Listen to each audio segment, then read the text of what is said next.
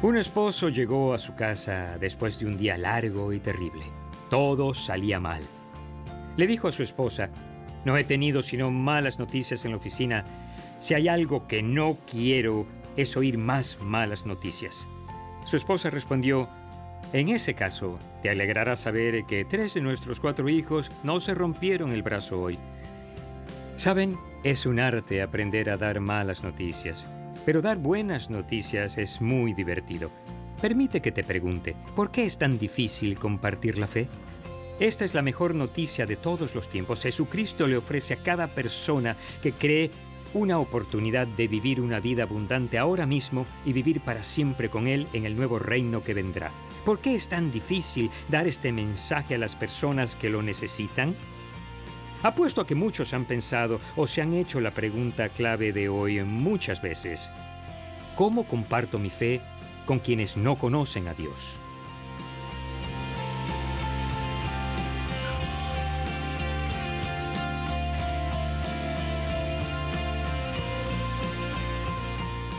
Si has sido cristiano cualquier periodo de tiempo, sabes que Dios llama a todos los cristianos a proclamar las buenas nuevas de Jesús.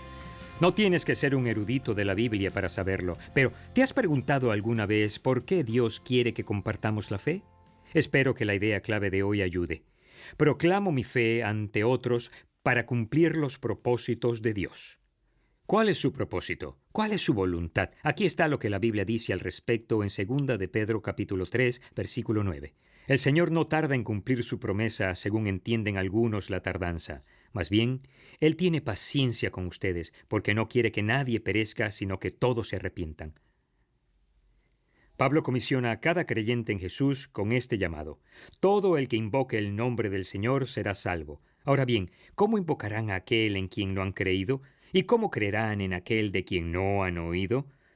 ¿Y cómo oirán si no hay quien les predique? ¿Y quién predicará sin ser enviado? Así está escrito: qué hermoso es recibir al mensajero que trae buenas nuevas. Yo no puedo prometer que compartir nuestra fe realmente hará que nos veamos bonitos, pero confío en que producirá un hermoso resultado en las vidas de muchos.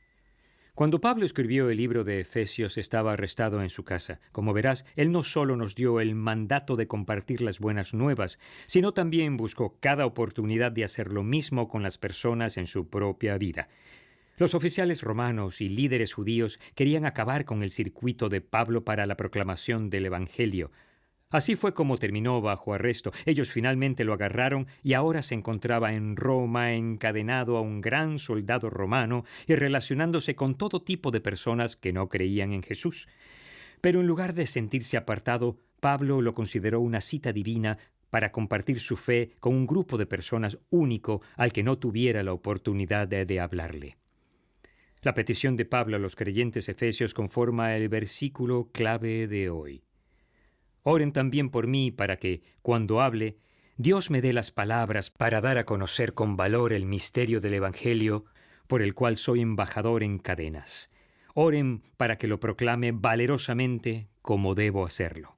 Sin duda, Pablo pasó a la historia como uno de los evangelistas más agresivos que caminó en el planeta. Pero incluso Pablo confiesa que es fácil echarse atrás y que él necesita valentía. Si eso es cierto para Pablo, creo que es cierto para nosotros. Así que podrían no solo memorizar este pasaje, sino hacer esta oración los unos por los otros antes de terminar su tiempo juntos hoy.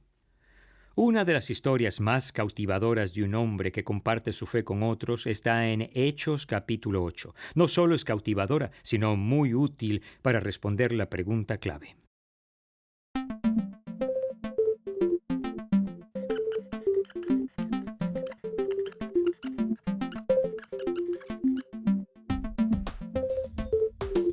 Después que Jesús hubo ascendido al cielo, sus primeros seguidores comenzaron a difundir las buenas nuevas de lo que él había dicho y hecho. Los líderes religiosos judíos, que no creían que Jesús fuera el Mesías, se pusieron muy furiosos y los persiguieron. Los seguidores de Jesús fueron capturados y torturados, y algunos de ellos incluso resultaron asesinados. Buscando seguridad, se dispersaron por toda la región, y a medida que lo hicieron, continuaron hablando de Jesús donde quiera que iban. Uno de esos seguidores se llamaba Felipe, el cual vivía en una región denominada Samaria. Hablaba de Jesús y hacía milagros. Un día, un ángel de Dios le dijo a Felipe que se fuera de donde estaba y viajara hacia el sur, por un camino polvoriento en el desierto. A lo largo de su viaje, él se encontró con un hombre del país de Etiopía. Este hombre era un eunuco, alguien que tenía como tarea cuidar de la reina de Etiopía. Él se hallaba a cargo de todo el tesoro de la reina. Había estado en Jerusalén para adorar, y en su camino de regreso a su casa, iba sentado en su carro, leyendo los escritos del profeta Isaías. El Espíritu de Dios le habló a Felipe: «Acércate y júntate a ese carro». Felipe se puso a la altura del carro y oyó al hombre leer a Isaías. «¿Acaso entiende usted lo que está leyendo?», le preguntó Felipe al eunuco. «¿Y cómo voy a entenderlo si nadie me lo explica?», respondió el hombre. Y después invitó a Felipe a subir al carro y sentarse a su lado. El eunuco estaba leyendo una parte del libro de Isaías que decía: «Como oveja fue llevado al matadero, y como cordero que enmudece ante su trasquilador, ni siquiera abrió su boca». Lo humillaron y no le hicieron justicia. ¿Quién describirá su descendencia? Pues su vida fue arrancada de la tierra. El eunuco le preguntó a Felipe: «¿De quién habla aquí el profeta? ¿De sí mismo o de algún otro?». Entonces Felipe, comenzando con ese mismo pasaje del libro de Isaías, le habló al eunuco de las buenas nuevas sobre Jesús. Mientras siguieron viajando por el camino del desierto, llegaron a un lugar donde había agua. El eunuco dijo: «Mire, aquí hay agua. ¿Qué impide que yo sea bautizado?». Así que dio órdenes de detener el carro, y Felipe y él descendieron al agua. Allí, Felipe bautizó al eunuco etíope. Cuando el hombre salió del agua, el Espíritu de Dios de repente arrebató a Felipe, y el eunuco no volvió a verle más. Él regresó a su casa en Etiopía, gozándose por lo que había sucedido.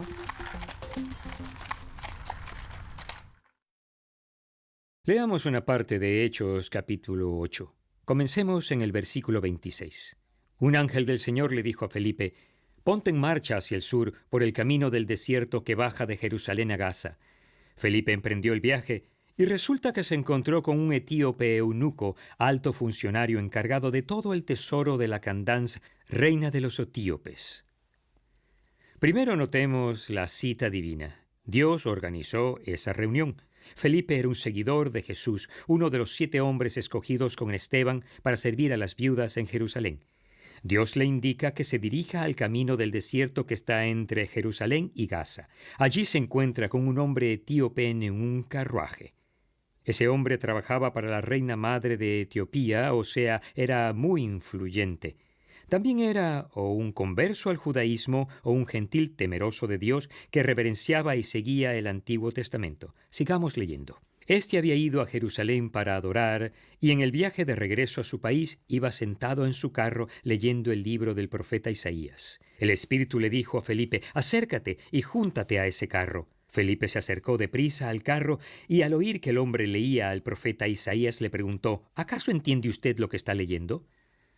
Vean el escenario perfecto. El hombre estaba leyendo el libro del Antiguo Testamento de Isaías. Cuando te encuentras con alguien que está interesado en Dios o su palabra, sabes que es el momento correcto para hablar. Después notemos que Felipe le hace una pregunta. Esto es perfecto. Comienza donde la persona está o descubre cuáles son sus preguntas. Te informará cómo responder mejor. Escuchemos lo que sucede luego. El hombre lee en Isaías, capítulo 53, versículos 7 y 8, que habla sobre Jesús, pero él no lo entiende. Y el eunuco le pregunta a Felipe: «Dígame usted, por favor, ¿de quién habla aquí el profeta? ¿De sí mismo o de algún otro?». El hombre está invitando a Felipe a que le hable de las buenas nuevas. Felipe no está forzando nada con el hombre, sino que el hombre lo invita. Indicación importante. El versículo 35 es poderoso. Entonces Felipe, comenzando con ese mismo pasaje de la Escritura, le anunció las buenas nuevas acerca de Jesús. La Biblia es solo una historia, y esta historia, sin importar el Antiguo Testamento o el Nuevo Testamento, apuntan a Jesús, tema principal de las buenas nuevas. Bien, el hombre de inmediato responde al mensaje y confía en Cristo, y luego Felipe lo bautiza en cuanto llegan al primer lugar donde hay agua. Pero todo no termina ahí. Por la fidelidad de Felipe de compartir su fe en Cristo, el Evangelio de Jesús se extiende hasta el norte de África y muchas personas pueden conocer a Cristo en este gran continente.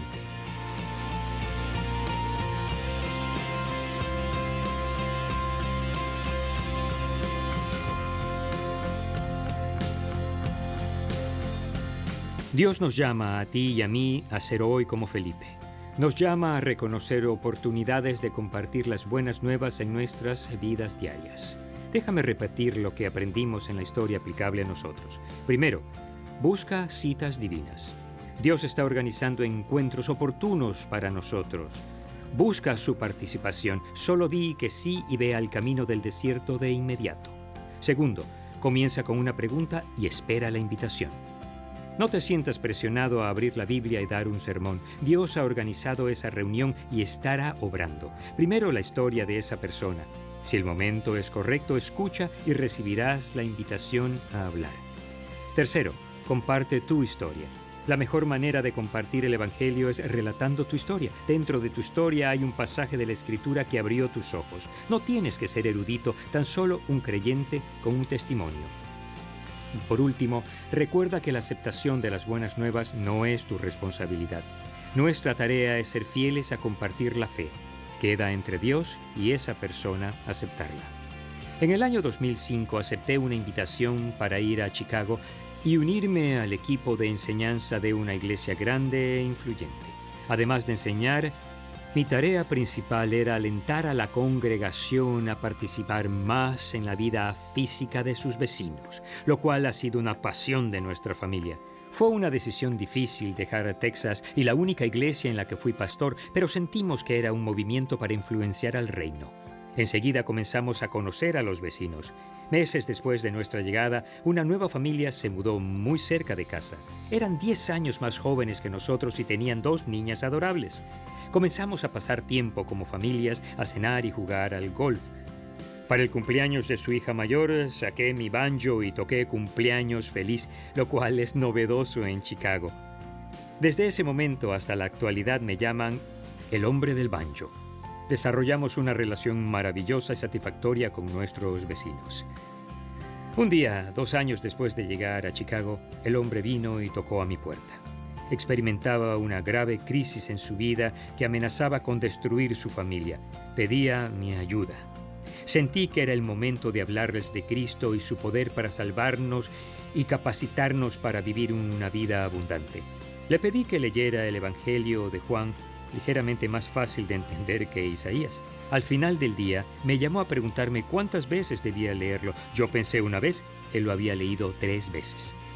Fui a su casa y me reuní con él y su esposa en la sala. Usando solamente el Evangelio de Juan, le expliqué la sencilla invitación de Jesús y le pregunté si quería recibir a Cristo como su Salvador y el líder de su vida. Él dijo que sí, y ese día, dándonos la mano, oró para recibir a Cristo.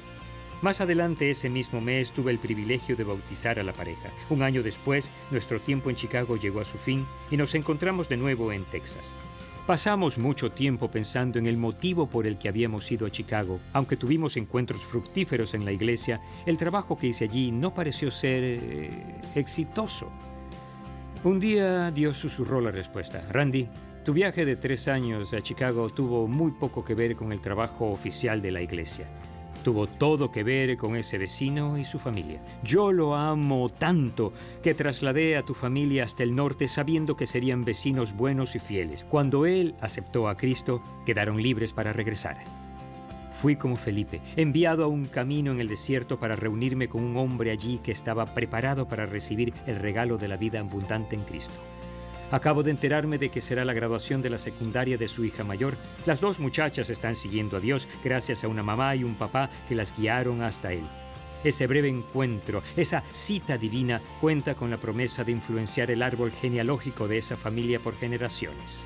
Eso me hace sentir muy bien. ¿Ves? Dar buenas noticias es más divertido que dar malas noticias, en particular cuando hay personas que las reciben. Comparto mi fe para cumplir los propósitos de Dios. Entiendo eso. Mantén los ojos abiertos y tus oídos en tierra. Dios, sin duda, está organizando una cita divina para ti. Y parafraseando lo que Pablo escribió en el libro de Efesios, oro por ustedes, para que siempre que hablen les sean dadas palabras para que den a conocer sin temor el misterio del Evangelio, por el cual son embajadores en cadenas. Oro para que lo declaren sin temor como debe ser.